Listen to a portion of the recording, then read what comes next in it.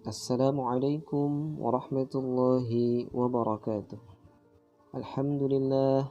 Allahumma salli ala Sayyidina Muhammad wa ala ali Sayyidina Muhammad. Sahabat semua, kali ini kembali bertemu lagi dengan saya Muhammad Arsyad. Kali ini saya akan mereview sebuah buku yang berjudul Muhasabah Menuju Penyucian Jiwa karangan Abdul Malik bin Muhammad Al-Qasim, terbitan tahun 2005. Daftar isi, daftar bahasan, pengantar, moto, prakata, transliterasi Arab Latin, kewajiban bertaubat, hati yang membatu, buah-buah taubat, wahai yang sedang menuju akhirat, penyakit dan obatnya, muhasabah seorang muslim, tanda-tanda kebahagiaan, seruan iman, pangkal maksiat, cita-cita yang tinggi, panasnya neraka, bahaya dosa, nasihat bagi pelaku dosa, hargai umur dan waktu, teladan dalam bertaubat, penutup daftar pustaka. Puji bagi Allah, Rabb semesta alam, salawat serta salam semoga tetap tercurahkan atas Rasulullah SAW. Konsep tazkiyah an-nafas, penyucian jiwa, ini semakin populer. Hal itu tak bisa dipisahkan dengan realita bahwa manusia saat ini betul-betul berada dalam titik nadir kemanusiaannya. Betapa akrab kehidupan kita sehari-hari bersama dosa. Di saat yang sama, setan berusaha memenjara manusia dalam kubangan dosa dan maksiat, membuat mereka berputus asa terhadap rahmat Allah.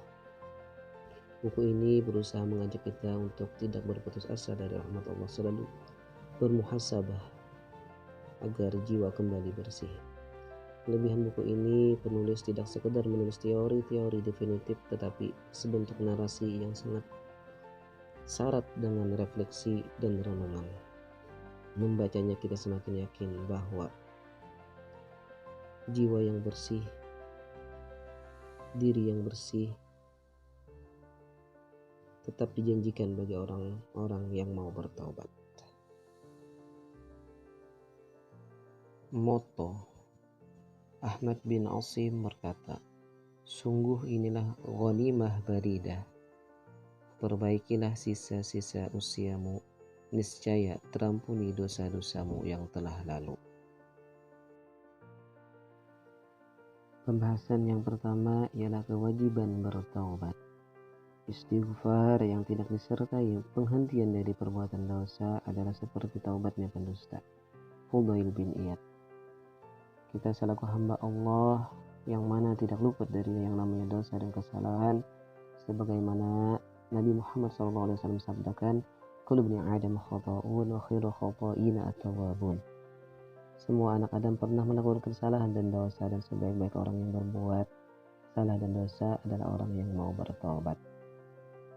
Dan kewajiban bertobat ini Allah Subhanahu wa taala firmankan di dalam surah An-Nur ayat 31, wa tubu ilallahi jami'an ayyuhal mu'minuna la'allakum tuflihun. Bertaubatlah kamu sekalian kepada Allah, hai orang-orang yang beriman, supaya kamu beruntung.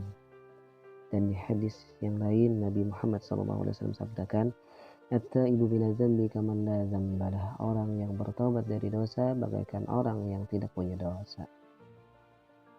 Dan Allah juga sangat cinta kepada orang yang bertaubat, sebagaimana Allah firmankan di dalam Al-Quran, innallaha yuhibbut tawwabin wa yuhibbul mutatahhirin. Sungguhnya Allah cinta kepada orang yang bertobat dan cinta kepada orang yang suci. Pembahasan yang kedua yaitu hati yang membatu. Ada 5 tanda penyebab penderitaan. 1. Kerasnya hati. 2. Jalangnya pandangan. 3. Sedikit perasaan malu. 4. Ambisi terhadap dunia. 5. Panjangnya angan-angan. Fudail bin Iyad. Hati seseorang apabila sudah keras membatu, maka dia akan jauh dari Allah Subhanahu wa ta'ala. Cinta dengan dunia otomatis akan sering berbuat dosa. Hati yang keras membatu tidak akan bisa masuk nasihat-nasihat ataupun nasihat dari ayat-ayat Al-Quran atau dari hadis atau perkataan nasihat dari guru-guru ataupun para ulama, maka tidak akan bisa masuk nasihat-nasihat tersebut menyentuh hatinya, menembus hatinya, tidak akan bisa. Maka dari itu kita harus sekuat tenaga menjaga hati kita selalu agar lembut tidak keras. Yang ketiga yaitu buah-buah taubat. Taubat dari dosa seperti meminum obat terhadap penyakit. Berapa banyak obat yang karenanya menjadikan orang sehat. Ibnul Qayyim.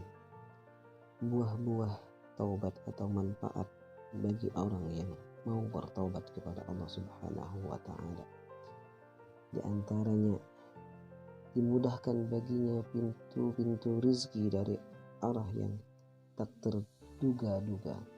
Wajahnya bersinar cerah, budi pekertinya lurus, terjaga harga diri dan kewibawaan, terjaganya harta yang dijadikan Allah sebagai penegak kemaslahatan dunia dan akhirat, kasih sayang sesama makhluk, memiliki kemampuan berbicara kepada manusia, kehidupan menjadi lebih baik, jiwa dan raganya pun tenang, hati menjadi kuat dan bersikap lapang dada, aman dari gangguan orang-orang fasik, jarang dirundung luka. Dari hatinya terpancar cahaya yang menyibak pekatnya kemaksiatan. Melakukan amal ketaatan begitu mudah baginya, demikian pula mencari ilmu. Banyak manusia yang mendoakan kebaikan untuk dirinya. Dan manfaatnya nanti juga di hari akhirat. Kelak ketika manusia kepanasan dengan keringat bercucuran, ia justru berada di bawah naungan Arsy. Ia berada di sisi Allah Azza wa Jalla. Ketika manusia selesai diberi putusan di hadapan Allah, ia termasuk golongan kanan bersama para wali-wali Allah, yakni orang-orang yang bertakwa dan yang beruntung. Keempat, wahai yang sedang menuju akhirat, cukuplah kematian sebagai petunjuk, yakin sebagai kekayaan, dan ibadah sebagai amalan Ammar bin Yasir.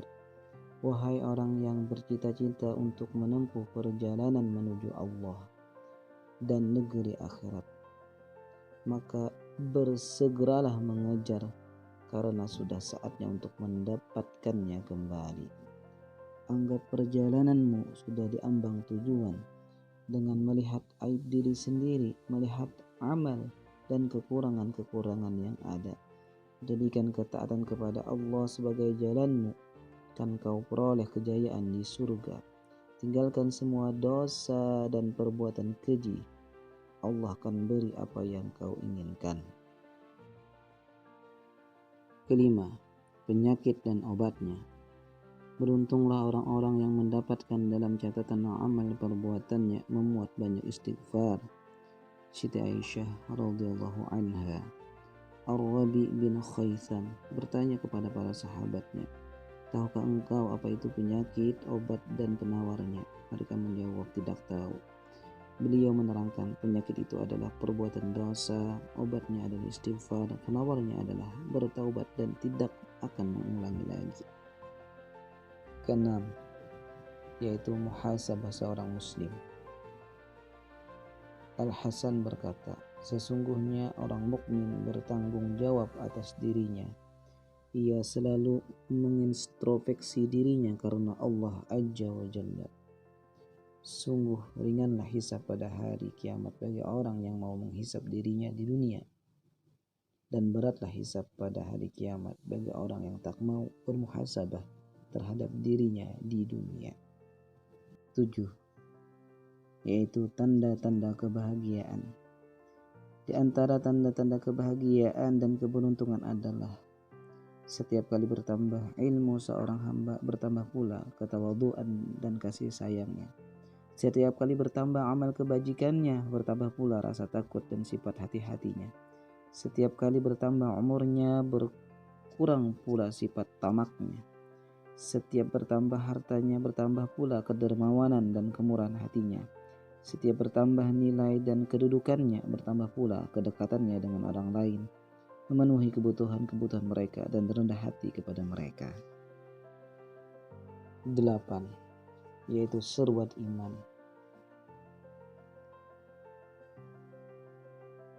Marilah kita terima seruan iman yang telah memanggil, yang Allah firmankan di dalam Al-Quran di surah Al-Ahqaf ayat 31. Ya qawmana ajibu da'iyallah wa aminu bihi yaghfir lakum min dhunubikum wa yujirkum min azabin alim. Hai kaum kami, terimalah seruan orang yang menyuruh kepada Allah dan berimanlah kepadanya. Niscaya Allah akan mengampuni dosa-dosa kamu dan melepaskan kamu dari azab yang pedih. 9. Yaitu pangkal maksiat. Pangkal seluruh perbuatan maksiat, baik yang besar atau yang kecil, ada 3. 1. Ketergantungan hati kepada selain Allah Azza wa Jalla. 2. Menaati dorongan amarah. 3. Mengikuti dorongan syahwat. 3 perbuatan tersebut mengakibatkan syirik, zalim, dan fahsya, perbuatan keji. Puncak ketergantungan kepada selain Allah Azza wa Jalla adalah syirik, serta mengakui ada Tuhan selain Allah. Puncak dari kekuatan amarah adalah membunuh, dan puncak mengikuti dorongan syahwat adalah zina. Ke-10 yaitu cita-cita yang tinggi. Cita-cita yang tinggi adalah membuat pemiliknya siap bertemu dengan Rabb-Nya yang maha mulia lagi maha tinggi. Ia lalui jalannya segala yang Allah wajibkan dia kerjakan dan segala yang Allah haramkan dia tinggalkan. Segala macam ibadah dia kerjakan, tidak lain ialah tujuannya Tuhannya. Pembahasan ke-11, panas di neraka. Penulis di pembahasan ini sangat banyak mengambil cerita-cerita dan renungan-renungan dari kitab-kitab yang lain, sehingga membuat kita bisa merenung bagaimana panas di neraka dan bagaimana kita bisa menghindari agar kita tidak masuk ke dalam neraka yang panas. Mudah-mudahan kita selamat semuanya. Amin ya rabbal alamin. Pembahasan yang ke-12 yaitu bahaya dosa. Barang siapa banyak bicara, banyak salahnya. Barang siapa banyak salahnya, banyak dosanya. Barang siapa banyak dosanya, maka nerakalah yang pantas bagi mereka. Umar bin Khattab. Pembahasan yang ke-13, nasihat bagi pelaku dosa. Sesungguhnya Al-Quran memberikan petunjuk kepadamu tentang penyakit dan obat penangkalnya. Penyakitnya adalah dosa-dosamu, sedangkan obatnya adalah istighfar. Imam Qatadah. Pembahasan yang ke-14, hargai umur dan waktu. Imam Syafi'i radhiyallahu an pernah ditanya, mengapa engkau sering memegang tongkat sedangkan engkau bukanlah orang yang lemah? Lalu beliau menjawab, agar aku selalu ingat bahwa aku adalah seorang musafir. Pembahasan yang ke-15, teladan dalam bertaubat. Syekhul Islam Ibnu Taimiyah berkata, yang membahayakan bagi seseorang adalah apabila ia tidak bertaubat. Adapun orang yang bertaubat bisa jadi setelah bertaubat keadaannya lebih baik dibandingkan sebelum ia melakukan kesalahan. Sebagaimana yang dikatakan sebagian salaf, keadaan Daud setelah bertaubat lebih baik daripada sebelum ia melakukan kesalahan. Terakhir, penutup. Sesungguhnya Allah tidak akan mengampuni dosa syirik, dan Dia mengampuni segala dosa yang selain syirik bagi siapa yang dikehendakinya. An-Nisa ayat 48. Demikian review buku kali ini, mudah-mudahan dapat memberi manfaat bagi kita semua dan membuat kita lebih rajin dalam membaca buku. Saya atas diri pribadi memohon maaf jika terdapat kesalahan dan kekhilafan. Assalamualaikum warahmatullahi wabarakatuh.